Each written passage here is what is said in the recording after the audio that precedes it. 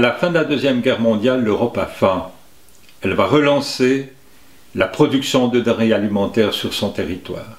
Pour parvenir à produire un maximum de nourriture en un minimum de temps, elle va faire appel à la recherche agronomique, qui va mettre à disposition des semences sélectionnées, du bétail sélectionné. Elle va faire appel aux engrais du commerce, aux engrais de synthèse. Elle va faire appel aux pesticides et bien sûr au savoir-faire des paysannes et des paysans qui sont encore en activité.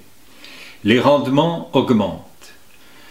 En l'espace de 40 ans, on va passer de la disette à la gestion des excédents, puis au gaspillage alimentaire. Un gaspillage alimentaire qui aujourd'hui n'est toujours pas résorbé et il représente dans ce pays l'équivalent de 300 kg de nourriture par habitant et par année. En l'espace de moins de 40 ans, on va passer du travail de la terre à la production industrielle de denrées alimentaires. Cette médaille du productivisme a son revers. On observe au début des années 70 une diminution de la biodiversité dans les campagnes, aussi au niveau de l'élevage. Et on sait aujourd'hui que pour l'agriculture de demain, la biodiversité doit non seulement être maintenue, mais se développer, s'enrichir. On observe aussi des pollutions liées à l'utilisation des pesticides dans les sols, qui s'appauvrissent aussi biologiquement, dans l'air, dans l'eau et dans une moindre mesure dans la nourriture. Pour tenter de limiter les dégâts, le Conseil fédéral, dans la même période, va prendre un certain nombre de mesures. Par exemple, en matière de production industrielle de viande, le Conseil fédéral décide de fermer les porcheries industrielles. Coop, à Chavornay, dispose d'une porcherie de 6000 places porcs. Idem pour Migros, à Chesanes-sur-Moudon, 6000 places porcs. Ces deux porcheries industrielles, plus quelques-unes qui appartiennent à des paysans, vont être fermées avec indemnisation. Au début des années 90, le Conseil fédéral signe des traités commerciaux avec l'Organisation mondiale du commerce. Ces traités vont entraîner une diminution des prix à la production pour les céréales, pour le lait, pour la viande.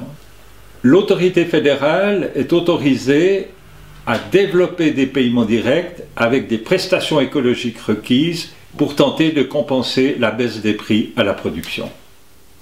Nous pensions à ce moment-là qu'on avait trouvé un équilibre entre les attentes des consommateurs sur la qualité de l'alimentation, qu'on allait aussi répondre aux attentes des écologistes par rapport à la protection de l'environnement, qu'on allait aussi réussir à réaliser un salaire équitable pour les paysannes et les paysans de ce pays, qu'on allait aussi donner ce coup de rein indispensable pour le maintien de la biodiversité. Eh bien non, rebelote, ça n'a pas passé. Même si tous les 4 ans, le Conseil fédéral, les chambres fédérales, revoient entièrement la politique agricole, ça prend 1 journée, 2 journées, 3 journées au niveau des chambres, en l'espace de 4 ans, dans ce pays, 7 initiatives qui concernent le territoire, l'alimentation et l'agriculture ont été déposées. Une 8e a été lancée le 12 juin dernier, elle est en récolte de signatures.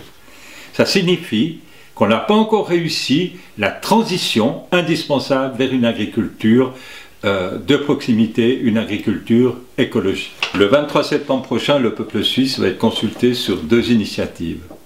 Celle des Verts sur le commerce équitable et celle du syndicat paysan unitaire sur le principe de souveraineté alimentaire.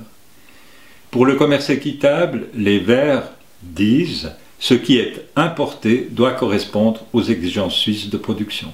Par exemple, les œufs issus de poules en batterie seront interdits. Pour le principe de souveraineté alimentaire, inscrit dans la Constitution, cela signifie que le peuple suisse peut décider librement, de façon souveraine, de la qualité de son alimentation, de prendre des mesures de protection aux frontières aussi pour réaliser un revenu équitable, décent, afin de maintenir une forte population paysanne qui va permettre de répondre à l'agriculture de proximité, à la biodiversité, aux attentes légitimes sur la qualité de l'alimentation et une agriculture aussi qui va préserver l'environnement.